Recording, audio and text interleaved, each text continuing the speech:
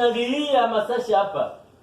Donc le peuple de ce quartier sera traumatisé. Taifa ya hii kipande itakuwa na boka. Non, donc ça crée panique. Inaleta boka. Pas boka comme tel. Ça vous laisse un peu de moment. Donc vous n'allez pas bien vous sentir. Ce n'est pas boka comme tel. Le panique, c'est quelqu'un qui traumatisé, c'est quelqu'un qui se perd. Donc, il faut qu'il reste un peu encore beaucoup de jours pour maintenant que ces histoires-là les quittent. C'est ainsi qu'Israël est allé là-bas. Il a tué ces messieurs. Il a envoyé des drones très vraiment sophistiqués.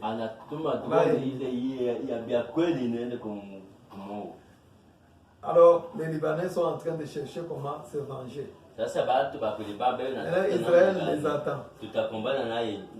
Une fois encore, il y a un général aussi iranien qui bombait aussi les disques.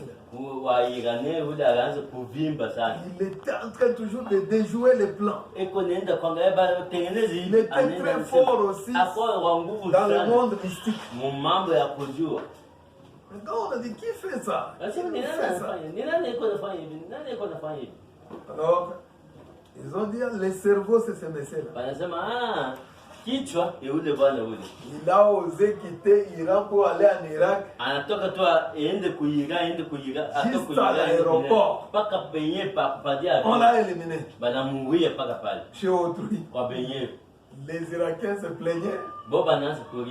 Vous nous cherchez des problèmes avec les voisins. Alors, l'ONU se plaignait. Israël s'ouvre des oreilles d'abord. Les Américains s'ouvrent d'oreilles. Maintenant, ils ont dit, si vous osez toucher seulement une seule base américaine, toucher seulement même à Israël,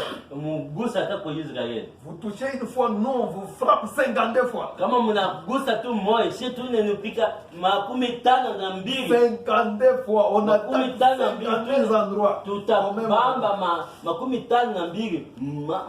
Alors calmez-vous seulement. Laissez ces choses-là comme ça. Vous pouvez voir que c'est juste. Donc allez comme ça, vous voyez que c'est l'injustice. Parce qu'il n'y a pas un président comme notre président ici part en Angola, on les tue là-bas. D'abord c'est un problème pour les Angolais. Un président comme le président zambien vient ici, on les tue ici. C'est un problème pour nous. Ça ne peut pas se faire comme ça. Mais Israël, il dit que je vais étendre sa domination jusqu'à la mer. Je vais étendre sa domination jusqu'au fleuve. Quand ils sont là, c'est pour dominer. Leur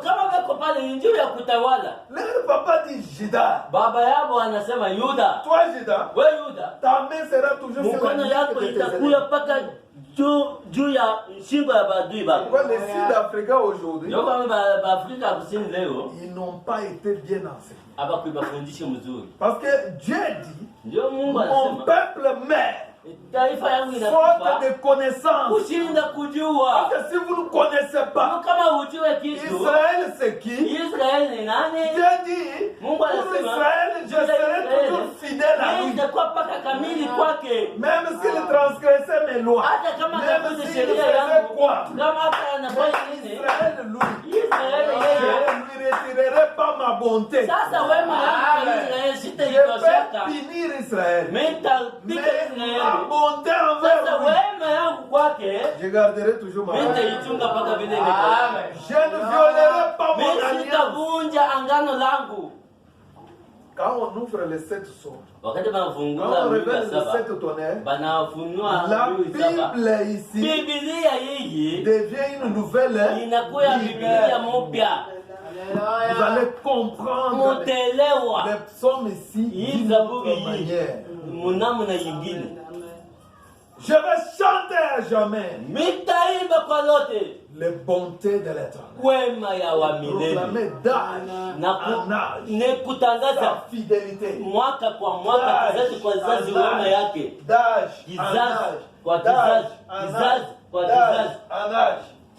Lui, il est toujours fidèle à lui.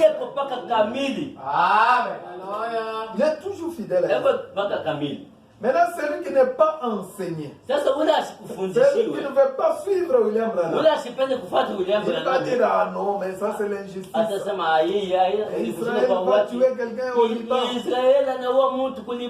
Oh, Israël a tué encore quelqu'un en Irak.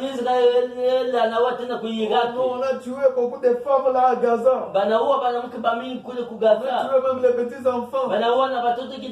Ce n'est pas pour la première fois que cela arrive. Dieu tout ce temps il disait aux enfants d'Israël, attaquez ce pays-là, frappez ce pays-là à interdit. Tout ce que vous allez trouver là-bas, allez, tuez, ne prenez rien. C'est là que le monsieur là, c'est Akan qui avait volé les lingots d'or. On leur avait dit de ne rien prendre. Parce qu'il faut voir à la France 24, quand les militaires là, israéliens descendent à Gaza. Il y a même de vieux papas. Comme des papas dédonnés ici. Les vieux, quand vous les regardez, ils connaissent la guerre. Ils connaissent la guerre. Et c'est la domination. Et ils dominent. Allez voir Koweït est là-bas. Ils vont là-bas sous forme des Américains. Ils tuent les gens. Ils chassent les gens. Ils s'approprient le pétrole. Parce que leur papa leur avait dit que le pied de ce monsieur ici sera toujours dans l'huile. Lui aura les pieds dans l'huile.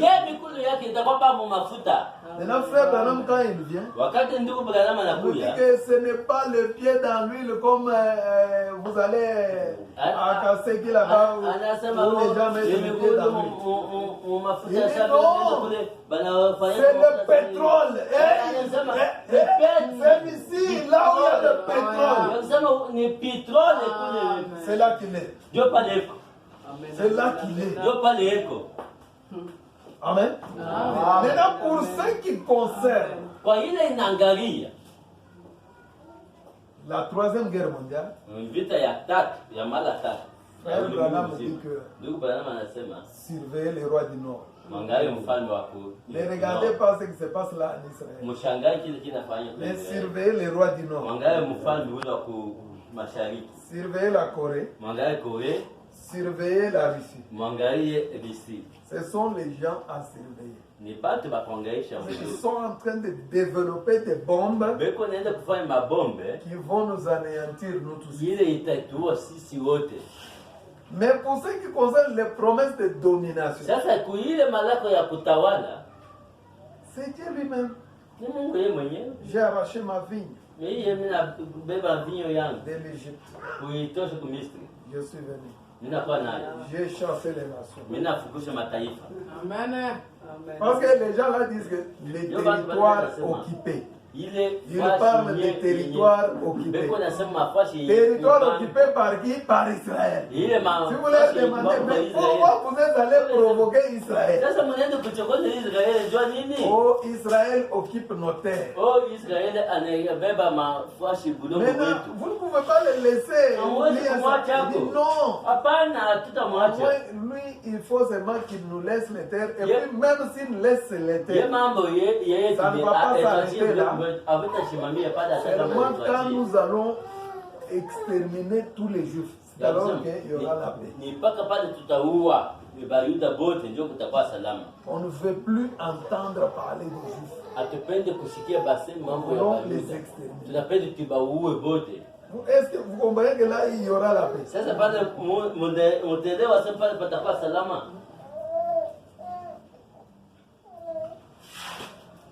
Trois, il dit, et en effet, nous sommes toujours au psaume 49.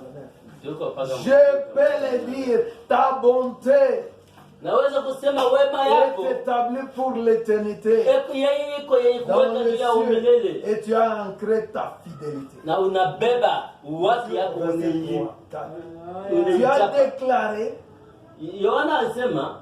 Tu as déclaré, j'ai contacté une alliance avec mon élu Minafanya angano yangu na ule mchakuliwa wangu mon serviteur. Na Daudi mtumishi wangu. J'ai fait un serment. Miri lapa. Là je peux dire quoi?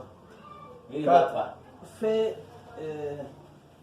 J'ai fait l'alliance avec mon élu. Minafanya agano na mchakuliwa wangu. C'est Dieu qui a élu Israël. Ni Mungu alichagua Israeli. Mungu ndio alipenda. C'est Dieu qui a fait cette alliance là. Yeye ndio alifanya ile agano. Voici ce que je jurai à David mon serviteur. Angala ile mina mulapia. David mon proche. J'affermirai ta postérité pour toujours. Amen. C'est-à-dire Israël tels qu'ils sont là. Ils sont affermis. Ils sont entourés des ennemis. Mais si vous les trouvez, ils tremblent. On dit toujours, ça risque d'embraser toute la région. Cette attaque de Gaza risque d'embraser toute la région. C'est-à-dire l'Iran. L'Irak et les autres là-bas risquent de commencer à attaquer et tous à la fois Israël. Mais Israël n'a pas peur. Il marche toujours tête haute. Moi j'aime quand je vois leur premier ministre quand il passe pour parler. Sa tête est toujours comme ça. Quand il arrive, il dit, nous allons attaquer. On ne va pas d'abord lâcher. On l'appelle à gauche, à droite. Je n'écoute pas. Israël est dans ses droits. De se défendre. Comme on est venu l'attaquer. Et cette guerre ici sera la dernière. Quand vous regardez, vous lisez ça, Dieu dit, je vais affermir. Amen. Parce qu'ils étaient partis. Ils n'avaient plus de terre. Mais Dieu avait dit, les figuiers vont bourgeonner. Les figuiers doivent bourgeonner. Quand vous verrez les figuiers bourgeonner, et ces branches devenir tendres, maintenant les branches d'Israël sont tendres. La génération là qui va voir ça, elle ne passera pas. Mais Israël a commencé à bourgeonner depuis 1946. Quand l'ange est allé vite voir frère Branham dans les champs de maïs vert, Greensmile lui dit, William Branham, dépêche-toi. Israël est devenu une nation.